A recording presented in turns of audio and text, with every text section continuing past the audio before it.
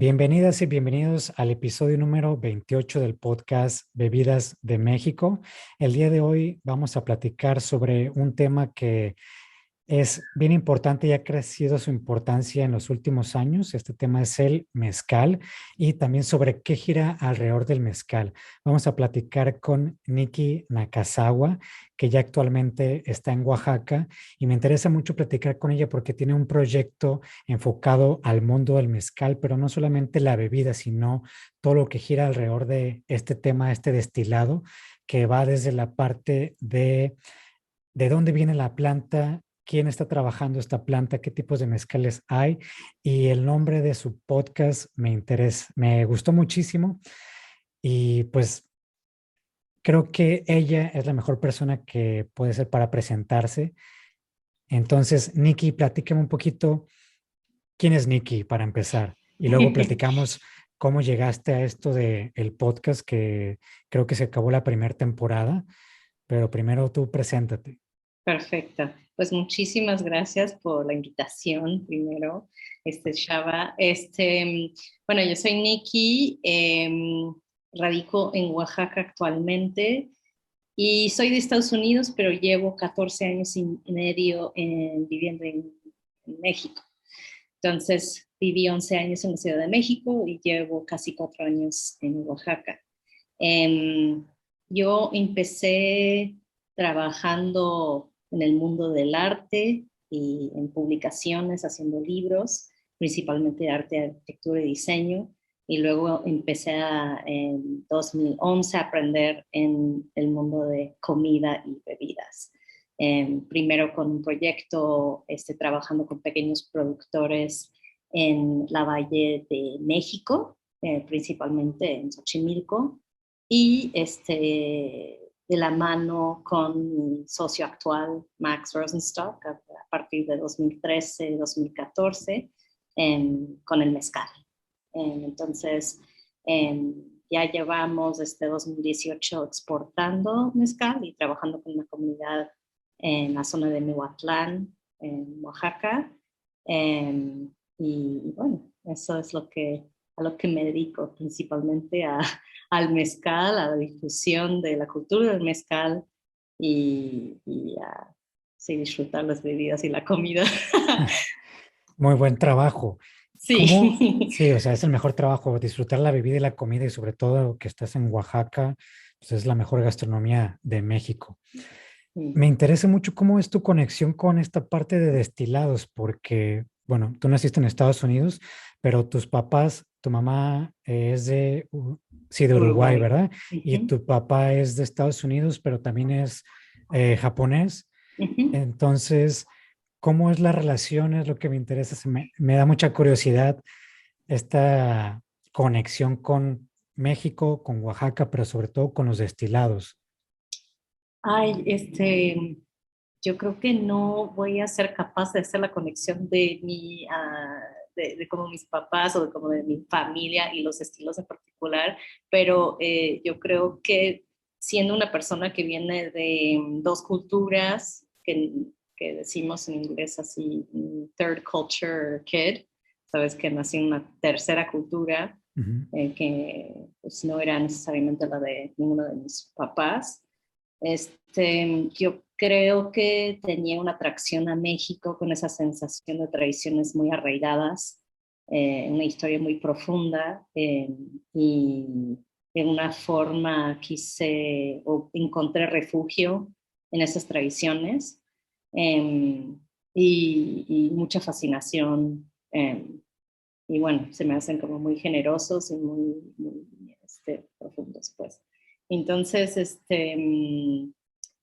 el tema bueno, empiezo con mi interés en los destilados, en las bebidas tradicionales mexicanas, este, justo porque o sea, me imagino que tú compartes eso también, que empiezas a investigar y de repente es como un mundo, o sea, es un todo, o sea, el primer episodio del podcast justo se llama Mezcal es un todo, porque pues empiezas y luego te conectas con la tierra, con un entendimiento de ecología, de un entendimiento de historia, de cultura, de storytelling, de tanto que, pues no sé, es interminable. Y pues eso es lo que me trae. Sí, es como un hilo negro que vas jalando y nunca termina, Sí, es infinito el tema. Sobre todo, bueno, no solamente es en México, en muchas culturas te metes en algo, en un tema en específico y es un universo bien amplio, como la parte de, puede ser del café, puede ser del té, en cuanto a bebidas. Me interesa mucho que tú al hecho de ser extranjera viviendo en México, se haya enfocado en este tema, porque fue con lo que yo me topé en un principio cuando empecé el proyecto Bebidas de México. Vi que había mucha información sobre el mezcal, sobre el tequila, pero en general los destilados, información de extranjeros que como que se clavan muchísimo, son muy, le ponen mucha atención, son muy específicos en estos temas. Creo que incluso un poco más que los mexicanos, porque a lo que voy es que me topé con más libros, más artículos de extranjeros sobre tequila y sobre mezcal que sobre mexicanos. Por eso te quería preguntar si había alguna conexión, ya sea de tu familia, o cómo fue la conexión con México. No sé sí, si también se deba a esta parte cultural que tú creo que puedes entender. En México no hay tanto apoyo al desarrollo de proyectos culturales. Entonces ujú. siento que pudiera ser que un extranjero tuviera más facilidades de tener recursos para hacer este tipo de proyectos, porque bueno, es algo complicado también. Sí, por un lado, o sea, me preguntas sobre como mi conexión con México, sí, que sí empieza por una conexión que tiene y que tuvo mi padre con una universidad en la Ciudad de México, que empezó a dar unos cursos de arquitectura en la Ibero a partir de 2003. Y eso fue como una conexión. Mm, Luego, donde yo estudié en Oaxaca en 2005. mm, Y mi universidad tuvo una conexión, una relación profunda con el Colegio de México. Entonces tuve la oportunidad de estudiar con Friedrich Katz, que era un erudito de la Revolución Mexicana, un refugiado de la Segunda Guerra Mundial, austriaco, judío, y estudiando con él y con los otros profesores de mi universidad sobre la historia de México me súper interesó y eso fue como mi entrada. Y escribí mm. mi tesis sobre México, sobre el periodo después de la firma de NAFTA 94 y específicamente sobre el boom artístico entonces. Um, pero con relación a la razón, hay tantas razones por las cuales como puedo pensar que los extranjeros sean los que de repente desarrollan más investigación o como más media Sí, sí, sí. acerca de, acerca de ciertos temas en México. Como bien dijiste, o sea, hay más funding, hay más dinero, hay más apoyo para esos proyectos, o sea, eso sí, por un lado. Por otro lado, eh,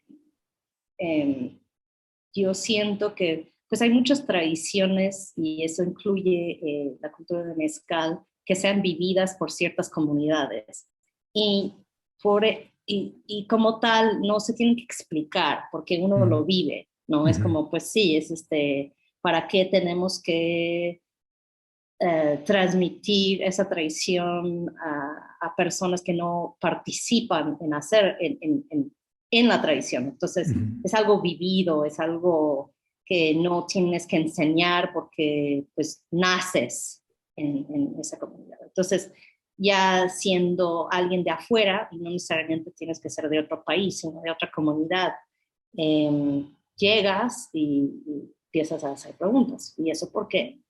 Y no entiendo, pero ¿por qué lo haces así? ¿Por qué pones la cruz? ¿Por qué echas chiles al horno? ¿Por qué no sé qué? Y luego a partir de ese cuestionamiento empiezas a generar como algo que se pueda transmitir a personas que no sean de la comunidad. Entonces, yo siento que, pues sí, justo como una cosa que creo que tú haces, como yo también siento que estoy haciendo, que es hacer muchas preguntas hacia personas que pues para ellos es obvio, como pues, Ujú. oh, sí, obviamente lo hacemos así porque siempre se ha hecho. Y empezar a como entender los porqués y sí, revelar ciertos como hilos, ciertas costumbres, em, pero sí, requiere de alguien de afuera para saber hacer ciertas preguntas, Sí, creo ¿no? que diste en el punto clave de empezar a hacer cuestionamientos porque para ti no es algo común, no es algo normal y no es algo que se haga donde creciste. Ujú, Incluso, pues para mí siendo mexicano, cuando fui a Oaxaca, todo era nuevo. O sea, esta cultura mexicana es un contraste muy fuerte con la cultura mexicana del norte, que es algo totalmente, pues no opuesto, pero sí está muy, muy separado. Aquí no tenemos estas tradiciones tan arraigadas como están allá. Entonces, el hecho de ser una persona de fuera y llegar a estos lugares y ver todo esto, eh, siento que hay una necesidad enorme por comunicarlo, por preguntar y conocer los porqués, pero al mismo tiempo por conocerlo y mostrárselo a tus conocidos, a las demás personas, decir, estoy viendo esto, quiero que más gente lo vea porque es algo increíble, porque si me gusta a mí, sé que le va a gustar a más personas y ujú, porque piensas que es algo nuevo y que lo estás descubriendo, pero, pero el hecho de que no lo conozcas no significa que es algo nuevo y tampoco significa que estemos descubriendo algo. Son tradiciones muy, muy antiguas que son nuevas para nosotros, pero y más también ahorita por lo del internet que tenemos esta facilidad de tomar la foto, compartirla en el momento y ya que más gente lo vea, quizás antes mucha gente lo veía igual que nosotros, pero no tenía ese medio para compartirlo y por eso no llegaba más gente eso nuevo que veían. Entonces, creo que sí es importante eso que mencionas, que el hecho de ser de fuera, llegues a algún lugar y que veas algo todo ajeno, hace que te interese más el cuestionamiento y que hagas preguntas y que lo quieras registrar de alguna manera. ujú. Sí, definitivamente creo que es como un impulso bastante natural de una persona curiosa que tenga curiosidad de sus alrededores y viviendo en Oaxaca hay tanto que, que empiezas a hacer ciertas preguntas y te lleva a muchas más preguntas y te das cuenta que no sabes nada, especialmente viniendo de una ciudad en donde yo creo que vivimos un tipo de provincialismo Ujú.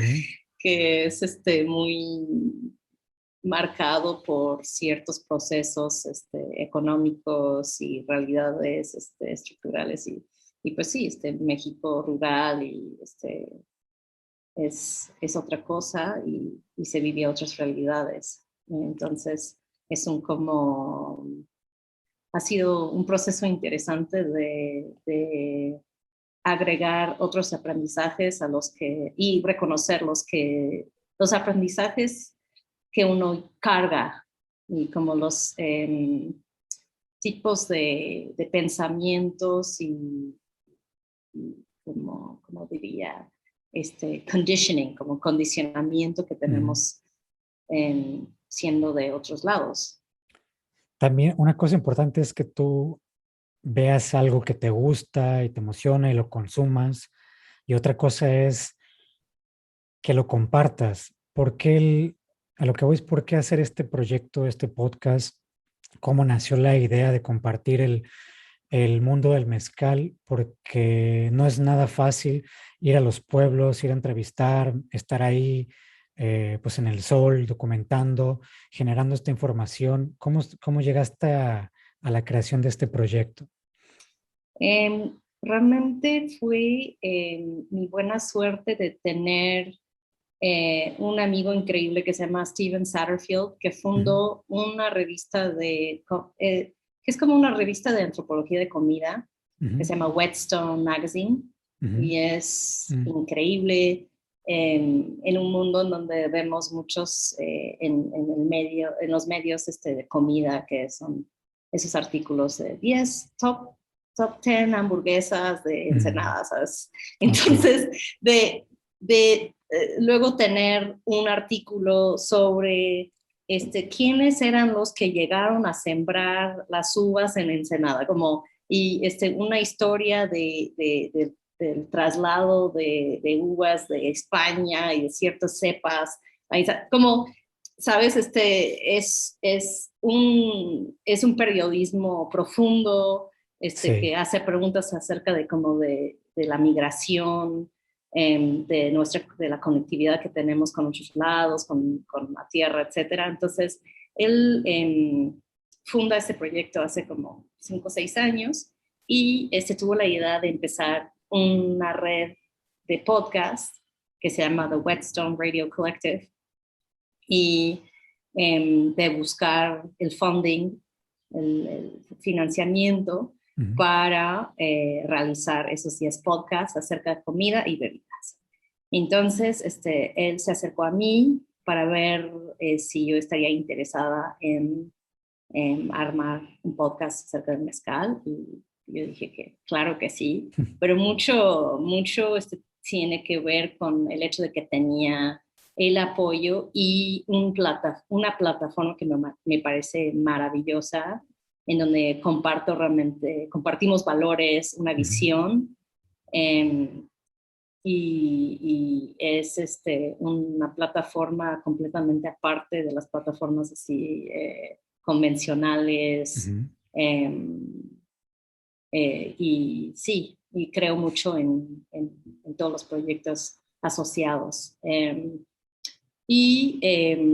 Yo creo que justo hablando de como mi ancestría o como mi familia, siento que vengo de una familia que siempre hemos sido,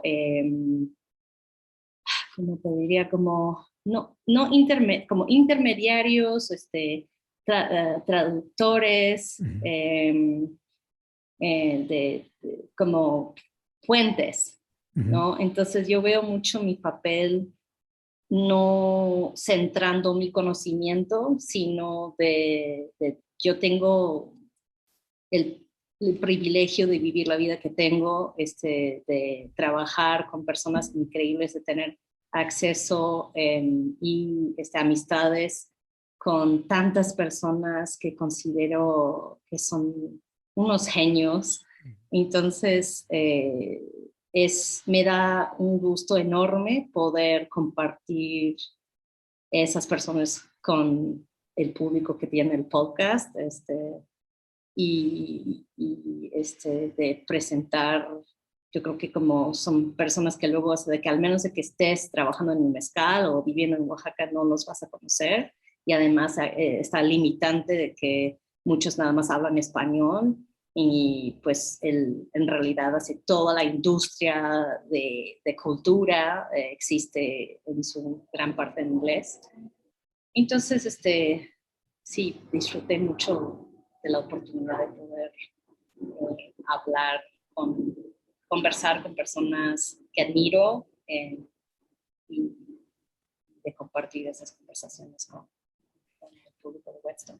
Sí, el proyecto está increíble. La plataforma, no vi todos, pero le di una revisada un poco rápido y vi que el contenido es bien interesante.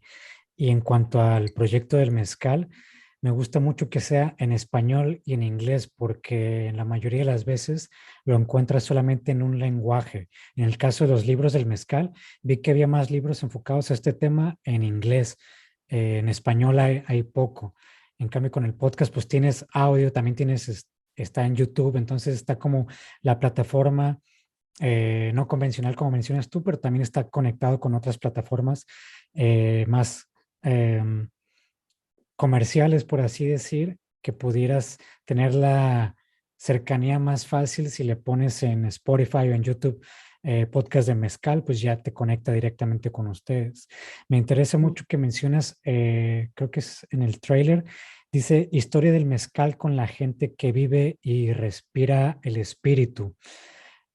porque no estás hablando solamente con quién lo produce, no estás hablando con una marca solamente o con quién lo vende, sino estás abarcando todo el espectro, incluso la parte de polinización. Creo que tienes un episodio donde hablas sobre la polinización Ujú, y sobre qué es el mezcal, que tampoco mencionas que es una bebida solamente. ujú, Eh, ahorita vi que hay 10 episodios. ¿Van a ujú. seguir continuando este proyecto? Sí, em, ahora yo creo que este viernes va a salir un episodio bonus, Ah, que qué es súper chido. padre, que hice una cata por videollamada con Chucho Ajá. Ortiz de Archivo Maguey. Entonces es una cata guiada y él nos comparte 4 metodologías de degustación y de cómo, sí, para poder realizar una cata sensorial. Y luego va a haber una segunda temporada que seguramente voy a empezar a producir en unos meses. Ujú. Pero sí, la idea es seguir y eh, pareciera a personas que no conocen el mundo del mezcal, pareciera muy difícil. Ay, ¿cómo vas a ocupar todo este tiempo? ¿Cómo de qué Ajá. vas a hablar? ¿Con quién vas a hablar? Me parece como imposible abarcar todo. Considerando que casi todo México tiene alguna tradición de destilar agave. Entonces, sí, yo tengo la esperanza de que en la segunda temporada pueda abarcar más tradiciones de otros estados, eh, y, y, sí, eh, seguir con algunos hilos que a mí me interesan mucho, como la conexión con las Filipinas, como este, la historia de la destilación que viene de España, o sea, hay como tantas cosas que Sí, es hacer. que las conexiones, ya que empiezas a investigar y que conoces el origen de ciertos procesos o ingredientes y vas jalando esos hilos, te das cuenta que no todo es 100% mexicano. Y ya que empiezas a ver de dónde viene, es como, órale, puedes hablar, te puede dar una vida para hablar solamente de procesos, otra para hablar de ingredientes y otra para hablar de la mezcla de todos. Entonces, es un universo que no termina. Y me gustó también que mencionaste que tú y tu familia se consideran puentes o conexiones, y esto es importante, igual que lo resalte, porque es lo que siempre digo aquí en el proyecto de Bebidas de México, que yo no soy experto en bebidas, me gusta platicar con la gente que sí es experta y que conoce, para que yo pueda aprender y compartir eso con más gente que le interesa el tema. Con el mezcal, pues ha tenido auge en los últimos años, y también es un tema que se me hace bien importante porque el hecho de conocer cómo se prepara un mezcal, qué familia lo hace, cuáles son los procesos, hace que valores mucho más la bebida y que no te la tomes nomás por tomarla, o o sí, que no la desperdicies, que le des el valor y que no digas es una bebida cara, o es una bebida barata, la voy a comprar, que conozcas el trasfondo de eso. En los 10 episodios, ¿cómo pudieras resumir por temas importantes a destacar que consideres importantes para que las personas que no conozcan nada de mezcal tomen en cuenta antes de elegir qué tomar? Mm, yo creo que es muy importante entender el ciclo de vida del agave, que tiene una sola vida. Hay muchas personas que no entienden eso y que hay muchas especies y variedades. Entonces, la parte de la biología de la planta, de su papel en el ecosistema también, em, de los cuidados que requiere y cómo, o sea, el corredor del néctar se refiere a la ruta migratoria que toman los murciélagos del sureste de Estados Unidos hasta el sur de México. Y a eso como quería hacer referencia es un corredor. Entonces, Mm, si cortas la conexión en algún lugar, cortas todo. Y ujú. eso es lo mismo en términos de como la cultura en todo. Entonces, tienes que entender que es un todo, que es algo holístico. Entonces, primero como pues la parte biológica, la parte de los procesos, también de que no estamos hablando únicamente de la biodiversidad la materia prima, sino de una biodiversidad de levaduras, de microorganismos, y luego de culturas y de personas que trabajan esas plantas y colaboran con esos microorganismos, levaduras, paisajes, y, luego esa parte, luego la parte, las presiones económicas, cómo todas esas tradiciones siguen y viven dentro y han sobrevivido durante distintos periodos históricos en México. Hablamos mucho de como el periodo de regulación, de la fiscalización del mezcal, y luego de llegar a los temas como de hoy en día, que tienen que ver con el pago justo, con la comercialización, con cómo evaluar un mezcal desde el lado como degustativo, sensorial, organoléptica. Entonces hay muchos temas, es como pues puedes obsesionarte con las plantas y no saber nada de cómo saborear un mezcal, o saber mucho de la parte de cómo catar, pero no tener idea del ciclo de vida de la planta y cómo, y cómo vive. Entonces, de entenderlo como un todo, de no únicamente clavarte con una cosa. Esta parte que mencionas de la fiscalización y de los temas, sí, que son gubernamentales. Mencionas en algún episodio mencionas si se necesita certificado, cuándo deja de ser mezcal, cuándo no deja de ser mezcal, porque tengo entendido que para que la etiqueta diga mezcal tienes que pagar un certificado o algo así a través de el CRM. Desconozco esto. No sé si se menciona porque también mucha gente no sabe que el costo de la botella implica muchas cosas de pago al gobierno, ¿no? De impuestos. Sí, la comercialización del mezcal dentro de México implica muchísimos impuestos.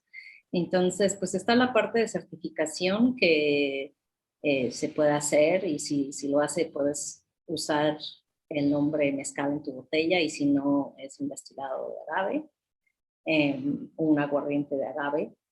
Entonces está el costo asociado con la certificación por si quisieras utilizar el nombre de mezcal. Y luego está el IEPS, que es un impuesto especial sobre ciertos productos como alcohol, cigarros, etcétera. Y el IVA, que es el impuesto de valor agregado. Entonces, sí, el consumidor en México acaba pagando casi 70% de impuestos. Sí, es una locura y mucha gente no desconoce este tema. Hay mucha diferencia en que la botella diga mezcal o diga destilado de agave. ¿Crees que repercuta mucho en la compra? Mira, yo siento que realmente la denominación de origen del mezcal está mal hecho. Una denominación de origen tendría que proteger algo específico. El mezcal es un nombre genérico. No tenemos una denominación de origen del vino en general. Hay una denominación de origen de champán, de distintos lugares de Burgundy, de Bourgogne.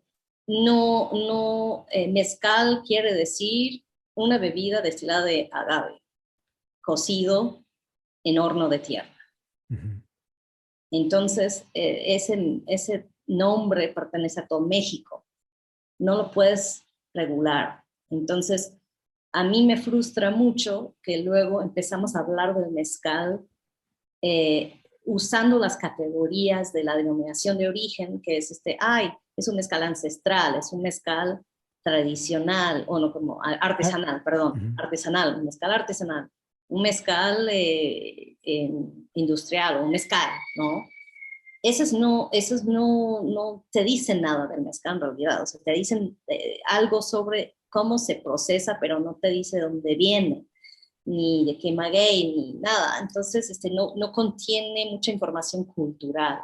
Ujú. Entonces, em, siento que por un lado es necesario tener algo de regulación para las marcas grandes, para las personas que trabajan a escala, Ujú. pero para los pequeños productores es muy costoso y no, para mí no hace mucho sentido participar en alimentar una denominación que no aporta, genera información cultural, como no nos ayuda a identificar nada. Sí, y al final siento que es mucho mercadotecnia también en cuanto a que tengas la palabra en la etiqueta de una botella. Es como, siento que está pues de más. Y, y es lo que platicaba hace 2 episodios con un bartender, que pues muchas veces te encuentras mezcales muy ricos de excelente calidad, pero que quien está produciendo quizá no tenga el recurso para pagar por ese certificado y su botella ya no puede decir mezcal solamente por ese obstáculo. Entonces es Ujú, también un poco injusto. También me gustaría que me comentaras un poquito sobre tu marca, sobre el mezcal, La Neta, ujú, porque para mí es importante que las personas sepan que no solamente tienes el podcast y que no ujú. solamente fuiste a platicar con maestros y maestras mezcaleras, sino que tú ya has vivido el mundo del mezcal desde tener una marca, desde estar presente, desde ver cómo se corta, cómo se cose todo este proceso. Ujú. Sí, pues yo tengo una marca con Max Rosenstock y con Yusuke Murayama, son mis dos socios. Em, es una historia como larga y fue un proceso muy orgánico en donde nosotros no llegamos a Oaxaca con la intención de empezar una marca. Max empezó conociendo unos productores del pueblo de Logoche, que se llamaba La Archivizo en ese entonces, eh, en como 2012, 2013, que empezó a pasar mucho tiempo en la Sierra Nehuateca, en la Sierra de Nehuatlán, en Sierra Sur. Y buscando un buen mezcal para tomar, él topó con Hermógenes Vázquez y con Paula Aquino. Y se volvieron muy amigos y empezó a comprar mezcal para compartir con sus amigos. Yo fui y soy amiga de él, entonces esos mezcales me llegan a mí en la Ciudad de México. Yo empiezo a usar esos mezcales en mis eventos y pasan los años y Max se entera de que toda la comunidad hace mezcal y que hay una envasadora y una cooperativa que habían hecho que jamás habían usado legalmente en ningún momento y que tenían ganas de hacer algo. Entonces fue en ese entonces que dijimos, bueno, podríamos hacer una marca. Y no tenía ni idea qué iba a implicar, él tampoco, y fuimos aprendiendo poco a poco. Fue la razón por la cual me mudé a Oaxaca en 2018 para empezar con todo el tema de los permisos, etcétera. Pero lo que yo considero que es especial de Neta es que nosotros trabajamos exclusivamente en la región de Nuatlán y diría que el 95% de los mezcales que comercializamos vienen de la comunidad de Logoche, que es un pueblo de 100 personas, 110 personas, que fue fundado por 3 familias mezcaleras y se organizaron y están organizados para producir mezcal. O sea, fue uno de los impulsos para fundar esa comunidad. Eh, y entonces traen sangre mezcalera y mucha tradición y comparten saberes y son muy organizados entre ellos. Y pues nosotros intentamos apoyar, comprar mezcal eh, de todos los que viven en la comunidad y que producen. Eh, No trabajan con y una sola familia solamente, ¿verdad? no, no, trabajamos con todos. y eso fue a petición de ellos y porque pues todo el mezcal que sale de ahí es increíble y es de una calidad excelente. No homogenizamos, o sea, no maquilamos, pues, o sea, no mando así a uno de los maestros, ay, quiero tanto de espadín. Luego lo vamos a rebajar con agua a Ujú. 42. Pues Es no, como, no trabajamos así, trabajamos con lo que, con lo que sale del horno, con lo que se produce de un horno único, así. ajá, Entonces los lotes son un promedio entre como 40 litros y el lote más grande que hemos comercializado es de 1000. Eso casi siempre es espadín. Eh, pero sí, respetamos las recetas familiares, todo se envasa y se etiqueta en la comunidad por los maestros y trae su nombre en la botella. Y pues es importante para nosotros que también todo el trabajo se realiza ahí en la comunidad, y que ellos saben que el producto que llega a otro lado es exactamente como ellos lo hicieron. ujú. Eh, si no manipulamos nada. Sí, además en la etiqueta ya viene el reconocimiento, como dices, de la persona el que lo elabora, el maestro. Y por el Ujú. hecho de ser lotes también, supongo que los sabores cambian, ¿no? Porque no tienes como una receta que siempre sepa igual mezcal. O sea, siempre está rico, pero varía en sabores, ¿no? Claro, no hay, son completamente irrepetibles. Lo que sí se mantiene es la calidad y una Claro. sensación de lugar. Ajá. Eh, Porque pues sí, las plantas son únicas, pues las condiciones de la fermentación, etcétera, son únicas.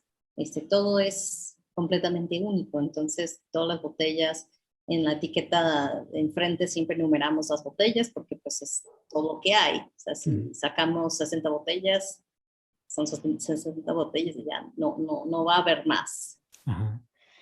Sí, lo que la gente no entiende, que aunque sea una marca con el logotipo y la etiqueta que sea pues, igual siempre, el contenido del mezcal en cuanto a sabor y olor varía, porque pues, pueden agarrar plantas de alguna región y ya cambia, dependiendo de la altura, dependiendo con qué otras plantas convivan esos agaves. Son muchas variantes y es lo que yo quisiera compartirle a las personas, que mezcal no siempre va a saber igual, varía, No. o sea, es demasiado los sabores que puedes encontrar ahí.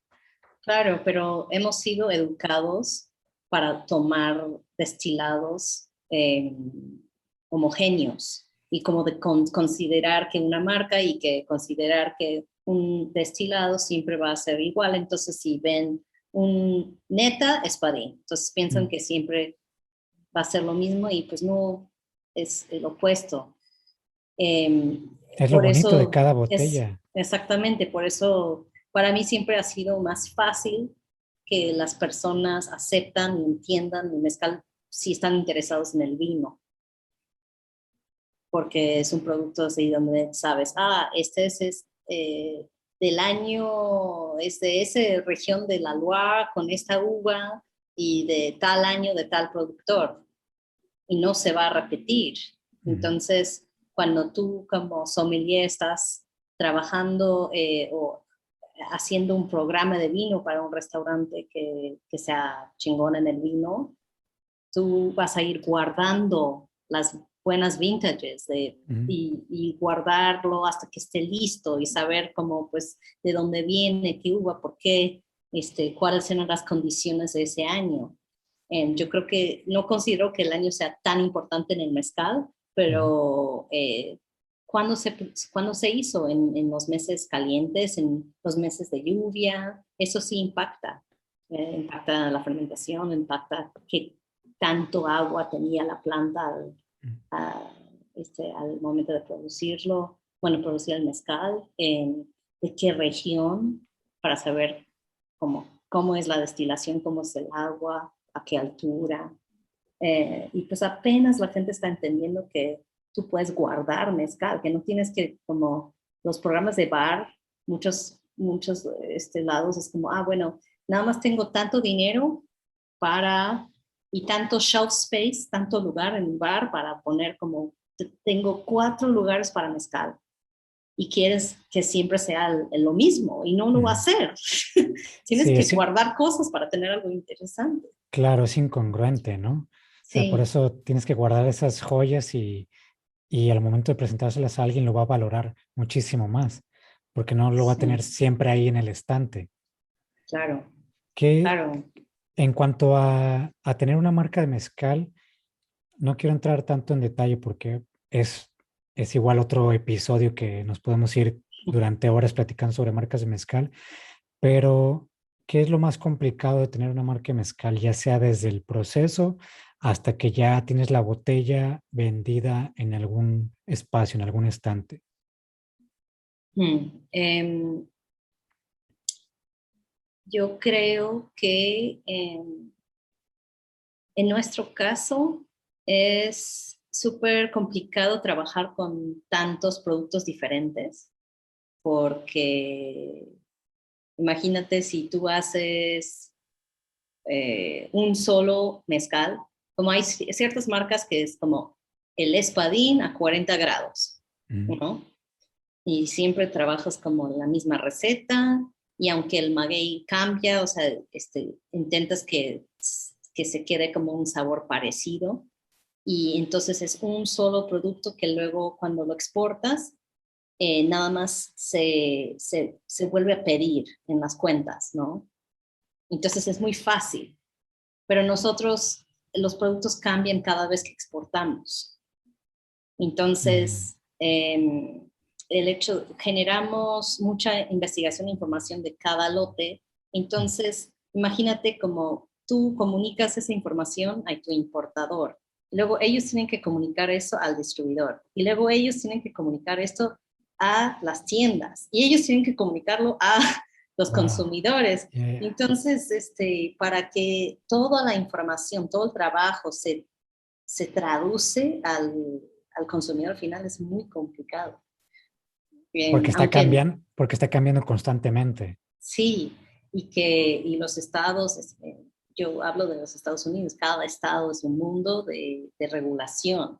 Entonces es muy difícil que en algunos estados registrar nuevos productos. Entonces todo el sistema no quiere lidiar con complejidad, como no es, como que se queda ahí atrapado, es un cuello de botella. Ujú, Entonces, eso es lo difícil, que todo está hecho para que sea, todo el sistema de distribución de ciertos productos está hecho para recibir productos homogéneos. mm. Entonces, Sí, como trabajar, sí, maquiladoras, ¿no? exactamente. Entonces, trabajar con un producto tan complejo que representa tanta complejidad, tanta diversidad biocultural, requiere de labor de muchas personas. Y eso es lo más bonito porque realmente si mi importador, si los distribuidores, si las tiendas, si los consumidores no tuvieran esa pasión por el Mm, mezcal y por el producto, no funcionaría porque requiere de mucho más trabajo de trabajar con otras cosas. O claro. sea, podrías estar vendiendo pan Bimbo y así te va bien, ¿no? Como, y Sí, es ganar lo más, mismo. claro, es más Ujú. inversión de tiempo y dedicación que lo que obtienes en cuestión económica, ¿no? O sea, Claro, mucha gente no lo valora eso, que hay veces que sí tienes que poner más, incluso de tu bolsa y tener muchísima paciencia para que un producto así llegue a otros lugares que quizás pues, desconozco, pero quizás en México no se valora igual que en Estados Unidos. sí, o sea, el tema en México realmente como el reto es lidiar con los impuestos y también que el producto ya con impuestos y bien pagado el productor acaba siendo algo que está fuera del alcance de muchas personas. No creo que sea por falta de interés necesariamente, Mm, es que realmente vivimos un sistema fiscal como que sigue con un legado colonial y hasta que cambien el tema del IEPS realmente es muy difícil. Eh, y es como castiga mucho a los productores, como está. Pero sí, o sea, yo siento que las personas que participamos en esa cadena de como desde la producción hasta la venta final, lo muy bonito es que todos, creo que al menos las personas con quienes yo trabajo, consideran el labor como parte de su estilo de vida, parte del valor que dan a su vida y somos amigos, somos comunidad y eso se traduce desde la comunidad en sí, porque el mezcal no es un producto que se pueda hacer como individuo, es un producto comunitario. Entonces, aunque venga el nombre de un maestro, no podría poner el nombre de todas las personas que han tocado esa botella, porque Sí. hay como, pues es un pueblo de 100 personas y pues de alguna forma todos han participado en hacer esa botella. Entonces, y como tanto como 100 personas han aportado en hacer la botella, o 100 otras personas han hecho que esa botella se pueda vender en un lugar. Entonces, Sí, es es una cadena de personas enorme que cuando la empecé a conocer dije, es que hay que agradecerles a todos, todos ponen un grano de arena para que el mezcal esté creciendo como está creciendo actualmente. Incluso el mezcal industrial, cuando recién llegué a Oaxaca, pues conocí lo del mezcal, conocí quién lo prepara, quién lo produce, perdón, algunas mezcalerías, y yo estaba como muy purista en cuanto a el mezcal tiene que ser así porque es lo que había aprendido.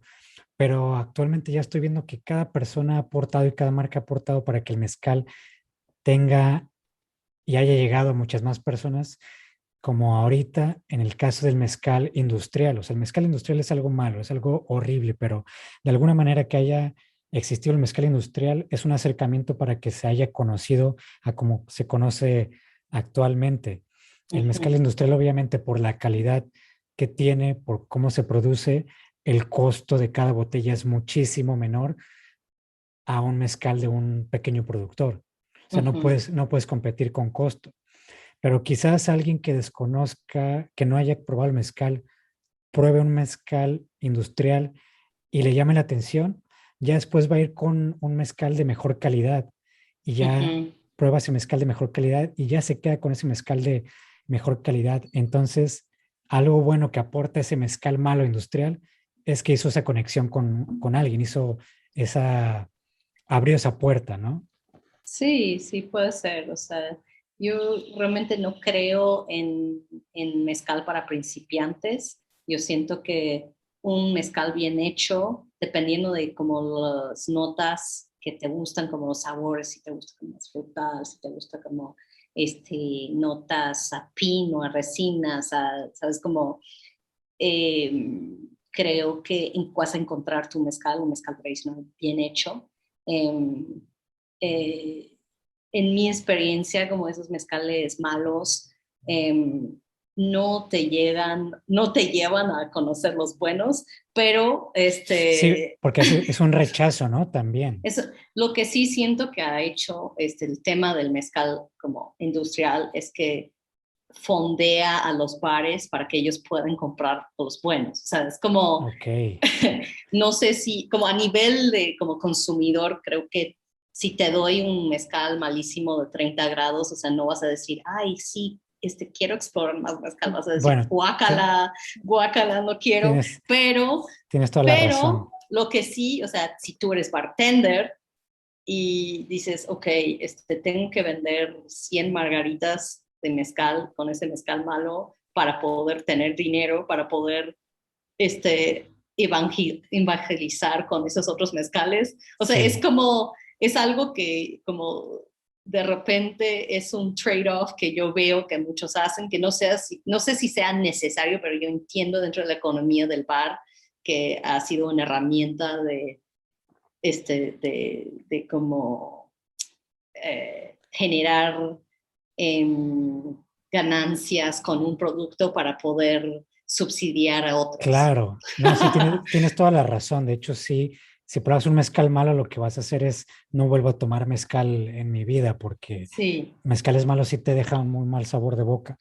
Y lo conecto un poco con esta parte de puestos o restaurantes. Ahorita que dijiste vender algo malo para generar ganancias y después ofrecer un producto bueno en cuanto a mezcal. No sé si, bueno, igual, obviamente sí, has visto que en México muchas taquerías, muchos puestos están con el branding de esta refresquera, Coca-Cola, están Ujú, pintados así, sillas, mesas, todo. Y muchos lugares donde venden cerveza también tienen el branding de Corona, Tecate, pero eso hace que el negocio pueda crecer y después pueda ofrecer otras cosas, no solamente tengo que ofrecer ese producto. Entonces es estar sosteniendo ramas para después ofrecer algo mucho mejor. Entonces ya tienen, sí, ya lo veo como una conexión más que eh, no lo veo algo malo que un bar tenga un mezcal comercial si con eso genera ganancias para tener un mezcal de un pequeño productor o de otra marca más pequeña y de mejor sí, calidad también. sí, sí, sí. Vamos a ver qué sucede con el crecimiento de la categoría y todo eso, porque sí, es como lo que a mí me preocupa mucho es que em, ya que culturalmente se vuelve como el, se vuelve mezcal un ingrediente, lo cual no es un producto cultural. Ujú, Eh, Creo que ese como percepción del mezcal como la base de un cóctel a nivel como global tiene un impacto muy grande ecológico y eso también hay que tomar en cuenta, que yo entiendo que los bartenders tienen que hacer sus cuentas y los negocios tienen que sobrevivir, pero también este, muy grave sí, lo que sucede en México a causa de la necesidad, de como entre comillas, la necesidad de tener un producto barato para hacer cócteles. sí, la necesidad de seguir produciendo, porque está pasando lo que Sí, pasó en Jalisco, que cada ujú, vez ves más monocultivos de agaves y más campos, que no hay otra rama ahí, que están espacios limpios y no hay una ramita porque le puede dañar al agave. Y pues no, sí. no es eso. Entonces también, qué bueno que lo mencionas. Y por lo mismo, ¿qué crees que hace falta o qué crees que sea necesario comunicar para que se equilibre un poco esta balanza de no estar produciendo solamente por producir y generar un impacto económico a favor de las marcas, sino que el impacto sea económico a favor de toda la comunidad y del medio ambiente también? Ay, no sé, hay tantas propuestas, ideas, o sea, yo siento que si va a haber un impuesto tan alto pagado en México por el mezcal, que es parte de ese impuesto debe de beneficiar a las comunidades mezcaleras. Ujú, Eh, Siento que también es importante considerar que el precio de la botella eh, de alguna forma regresa algo a la tierra y ujú. entender que o sea, es importante que el dinero se regresa a las personas que viven las consecuencias ecológicas de la extracción. Eh, entonces, piensa como consumidor, o sea, que consumiendo ciertas cosas baratas o mal hechas o industriales genera consecuencias que tú no vas a vivir Ujú. en lo inmediato. Todos somos como estamos conectados, como creo que aprendimos todos de la pandemia, que si no estamos todos bien, nadie va a estar bien.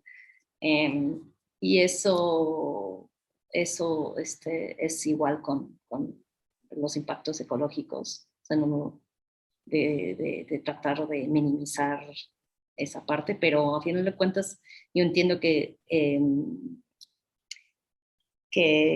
nuestros actos como individuos es solo una parte. Tenemos que Ujú. tener cambios a nivel gubernamental, Sí, económico sí, y porque sí. sí, lo conecto un poco como, decirle al consumidor, antes de comprar una botella, sé consciente de a quién le estás comprando y a dónde se va ese dinero, pero sirve muy poco si el gobierno está poniendo tantos impuestos y si esos impuestos no se reparten de manera equitativa con toda la cadena de trabajo. Sí, Entonces, sí, justo eso de decir, ay, no compres plástico. Ok, sí, es, ¿cómo? O sea, si se permite el plástico en todo, es muy difícil evitar comprar plástico.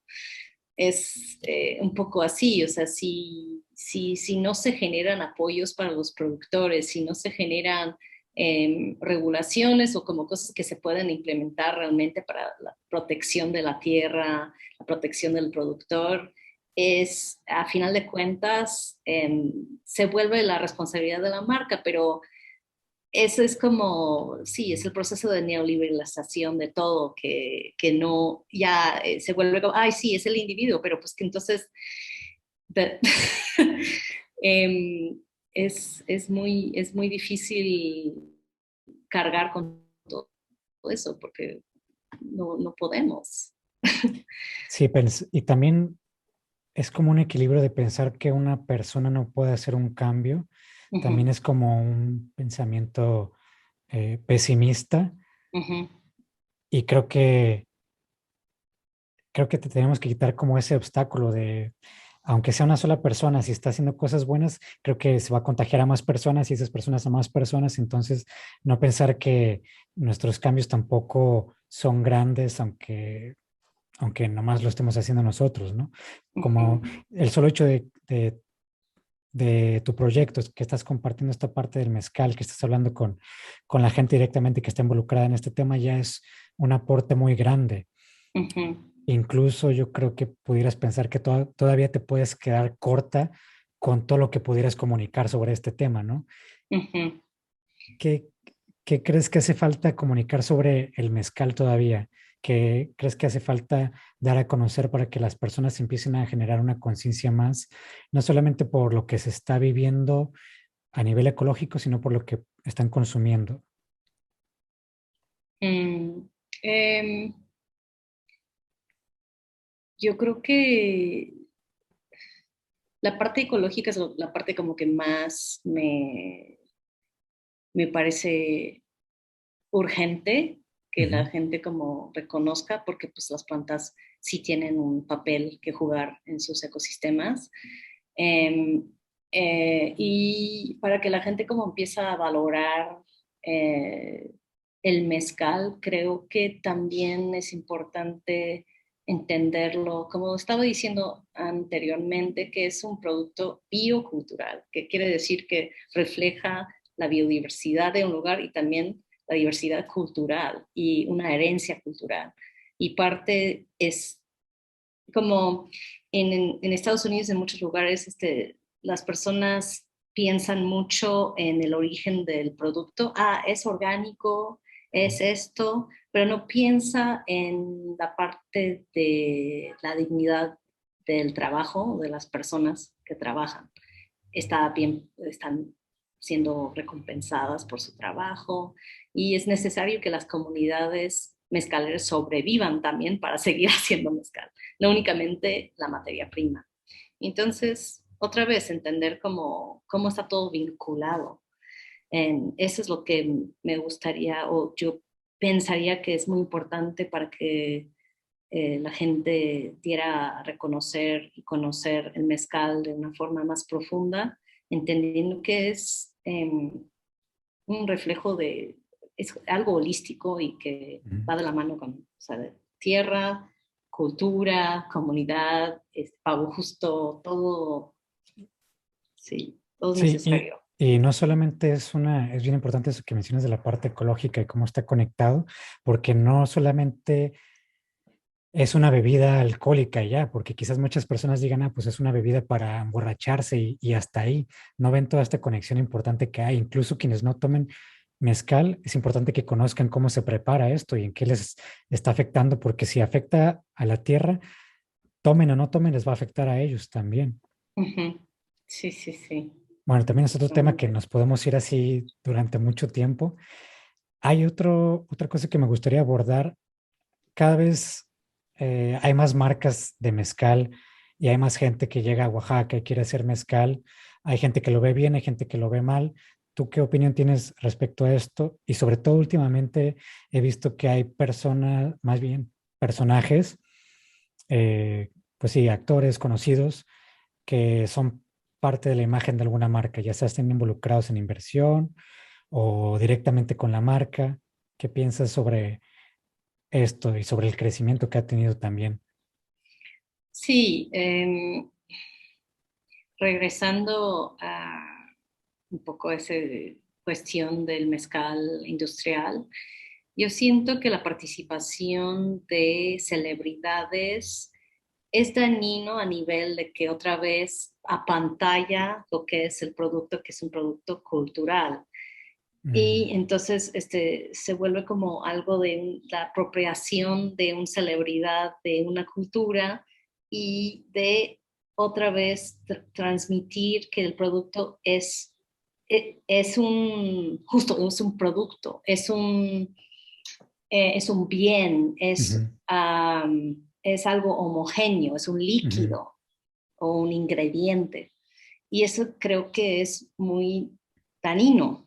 A final de cuentas, cuando es algo que viene de un lugar específico, que la materia prima viene de un paisaje, que, no sé, tiene una historia, y pues cuando las celebridades empiezan a centrar su imagen dentro de esa historia, completamente borra y evacúa el contenido de lo que es el mezcal, la tradición mezcalera.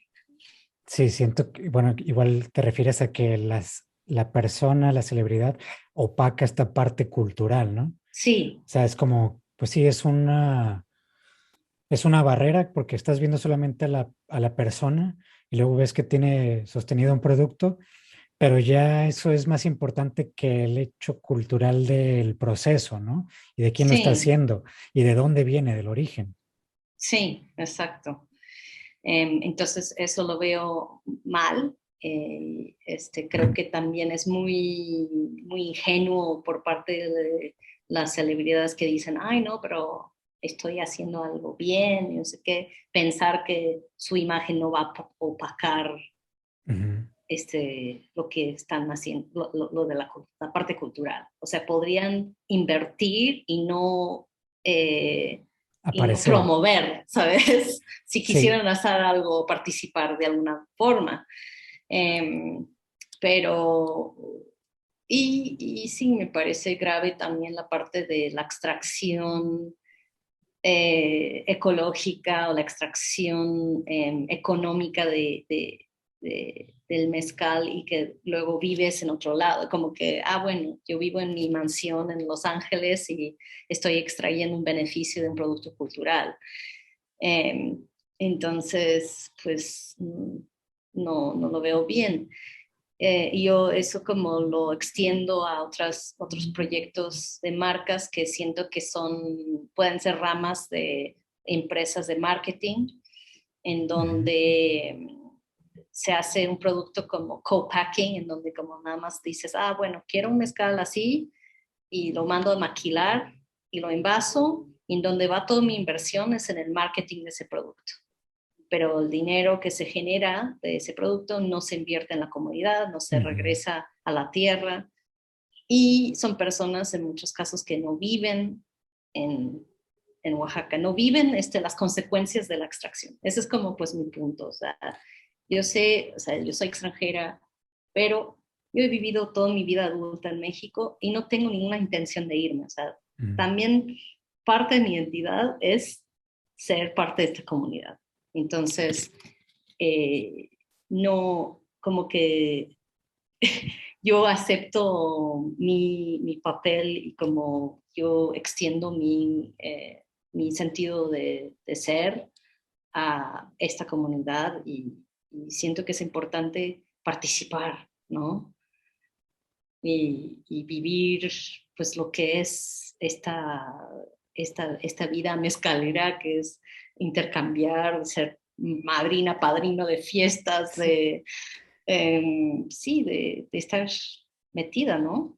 Claro, el hecho de estar en la comunidad y que conozcas los pueblos y que conozcas toda la época del año, en un solo lugar te das cuenta que está bien y que está mal y que afecta. Tú ya has visto cómo están los cerros pelones Ujú. de que los talan para sembrar agaves. Las consecuencias de eso, pues la que más vemos es el clima y que cada vez Oaxaca está más caliente también. Sí, Todo por esto. Es uno de los problemas que podemos mencionar. claro. Y a lo que voy es que yo siempre digo que no tiene nada de malo que vengan extranjeros a hacer, a tener marcas acá si están trabajando de la manera correcta. No por Sí. el hecho de ser extranjeros, los mexicanos vamos a cerrarnos a que vengan a decirles, pues no, no hagas esto porque pues no Ujú. naciste aquí. Es algo incongruente. Creo que todos somos parte, venimos de diferentes lugares. Nuestros Claro, orígenes son de diferentes lugares y cerrarle las puertas a alguien de fuera es algo incongruente. Mencionas algo bien completamente. importante, mencionas algo bien importante, que al hecho de ser parte, perdón, al hecho de ser extranjera y que vivas la comunidad, vivas esto de ser madrina y que estés ahí envuelta en pues sí, en el mundo mezcalero, ya es una credibilidad mucho más grande que pudieran tener algunos, incluso mexicanos, que llegan ahí nomás por tener su marca y se van a su estado, Ujú. eh, pues sí, pues, a un estado distinto. Sí, el mezcal se produce para fiestas, se produce es como parte de una moneda comunitaria, ¿no? Entonces, creo que también, sí, hay que reconocer que al menos de que estés como en el lugar, no vas a percibir todo, es muy difícil, eso está bien, es un limitante que tenemos como seres humanos. Entonces, también decidir trabajar con un producto cultural, siento que es importante vivir la cultura y participar en ella eh, para que sea como, no sé, una cadena más responsable. Ujú. Y siempre va a haber eh, temas, porque vivimos un mundo desigual y eso se refleja en todos nosotros y en nuestras sociedades, pero intentamos, eh, intentamos ser, como aparecer, ¿no?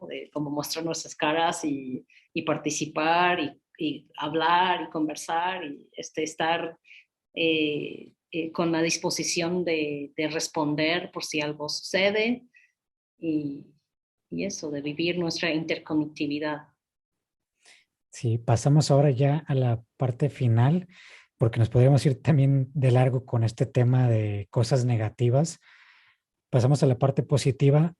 En Oaxaca, la comunidad del mezcal se conocen todos, o sea, sabes quién está trabajando, qué está trabajando. Eh, Me gustaría que mencionaras las cosas positivas de ser parte de una comunidad en Oaxaca de marcas mezcaleras y no incluso solamente con marcas, sino con quién te conectas en cuanto a espacios, restaurantes, bares, porque todo es parte del todo, o sea, el mezcal es parte del todo, como lo mencionas también en uno de tus episodios. Uh -huh. ¿Qué es lo bonito, digamos, que te ha dejado y lo padre de ser parte de esta comunidad de mezcaleros? Pues justo lo que decía antes, de que todo requiere del esfuerzo de todos, especialmente como tratando de evitar la destrucción total de la cultura Ujú. de la tierra, etcétera. Todos, yo realmente dependo mucho y pues, de otros compañeros. Es muy rico poder eh, debatir entre nosotros, de tener conversaciones reales, de ver, ok, ¿qué es lo que tú consideras que sea una buena práctica? Ujú. ¿Cómo puedo implementarla? Compartir información y de entre todos generar una cultura de la comercialización de mezcal que sea lo más ético, ¿no? Y eso se hace en comunidad, se hace entre todos. No es posible que eh, hacerlo como un vacuum, o sea, solo. Entonces, yo siento que ha sido muy grande ese como intercambio de ideas, y que sea un grupo de personas con muchas opiniones, con, con mucha pasión por el producto, por sus culturas.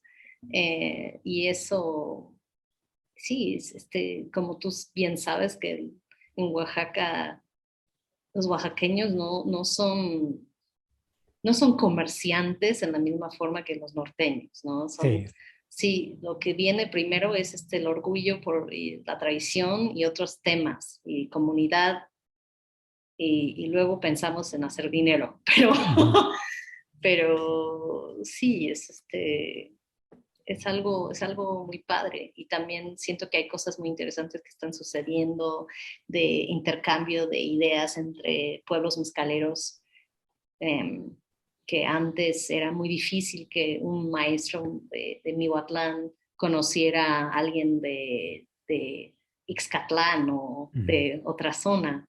Y ahora esos intercambios están empezando a suceder, y creo que eh, eso va a acabar en algo muy interesante y muy padre para todos. Sí, hay una palabra que me gusta mucho de Oaxaca que es el tequio, Sí. la ayuda colectiva, ¿no? O sea, si tú ayudas a alguien, después esa persona te ayuda a ti. Y lo mismo va para pueblos. Entonces, esa ayuda colectiva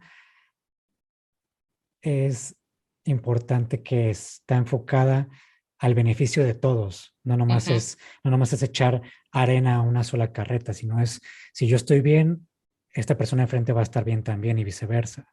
ujú. Exactamente, exactamente. Hay espacios, ya para cerrar, donde igual tú puedes conocer, donde las personas se pueden acercar para conocer esta información sobre el mezcal, sobre lo que está pasando, sobre si hay algo, cómo ayudar, algo enfocado al mezcal.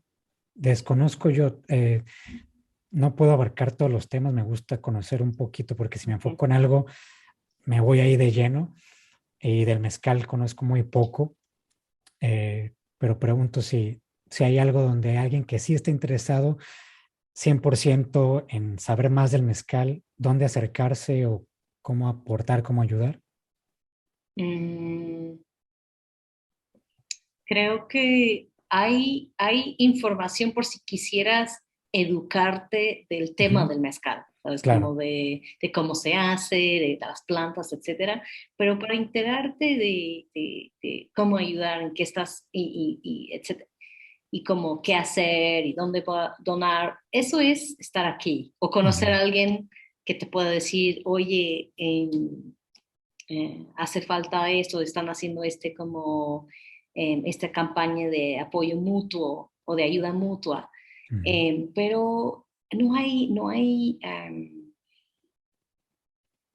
no se puede reemplazar lo que es participar y estar.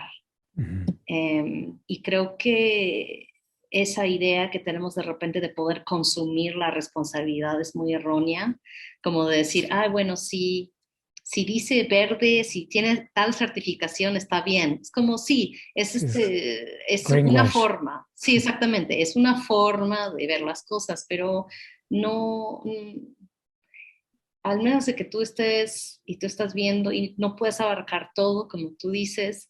eh, yo creo que eh, podemos participar en nuestras comunidades de forma responsable y consciente, y tener conciencia de otras cosas que están sucediendo, pero de alguna forma tienes que confiar en un tercero para saber qué está pasando en su comunidad, Sí. ¿no? Sí, sí, tener también, como mencionas, el acercamiento con alguien de Ujú, la comunidad o del pueblo, y esa conexión no siempre la tienes, y menos si ujú, vas a Oaxaca por primera vez como turista. Cuando vas a Oaxaca por primera vez, vas a estas zonas turísticas donde están brandeado por publicidad de marcas industriales de mezcal por todas partes. Entonces tú vas a estos tours y piensas que lo que ves es las maneras correctas de hacer mezcal. Así me pasó a sí. mí. La primera vez que fui a Oaxaca fue en el 2015, y fui a 2 tours de mezcal y yo en ese tiempo dije, órale, pues qué padre esto de mezcal, ya me voy. Y luego cuando regreso en 2018, ya que conocí un poco más, dije, ¿qué me enseñaron en el 2015? Es algo completamente distinto, o sea, algo erróneo. Entonces, quizás puede ser una sugerencia de que quienes van allá, pues traten de conectar con espacios, con mezcalerías, con marcas de pequeños productores y acercarse a ellas en vez de ir a un tour donde está brandeado por una marca que la encuentras en el aeropuerto. Claro. Creo que no es un buen indicador. Y que si alguien va a Oaxaca, ¿qué espacio les pudiera recomendar para que prueben buen mezcal? Yo creo que pueden ir a Mezcaloteca por si quieren ir para tener una experiencia guiada. Archivo Maguey también, ellos, no sé si en Archivo o en Toro, que es el otro espacio de Chucho, pero ellos ofrecen catas sensoriales que son súper recomendadas. In situ con Ulises. Pueden ir a Quiche, que Quiche es increíble, con Félix, tiene una selección enorme. Eh, y para comprar botellas, también en muchos de esos lugares pueden comprar botellas, pero Candiza, Deli Mezcales es un buen lugar para comprar botellas.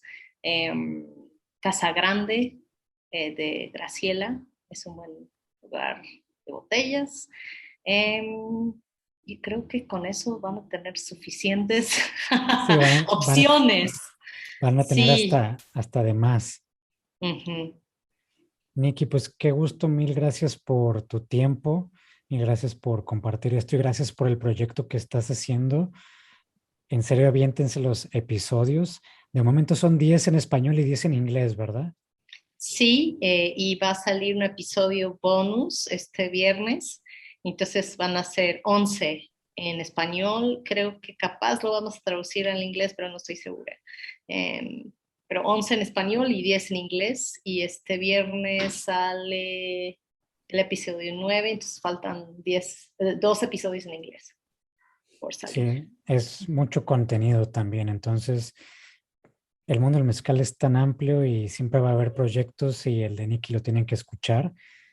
Entonces, el podcast se llama El Corredor del Néctar, ¿cierto? Así es. Muy bien, pues mil gracias, Nikki, por tu tiempo de nuevo y nos escuchamos y nos vemos la siguiente semana.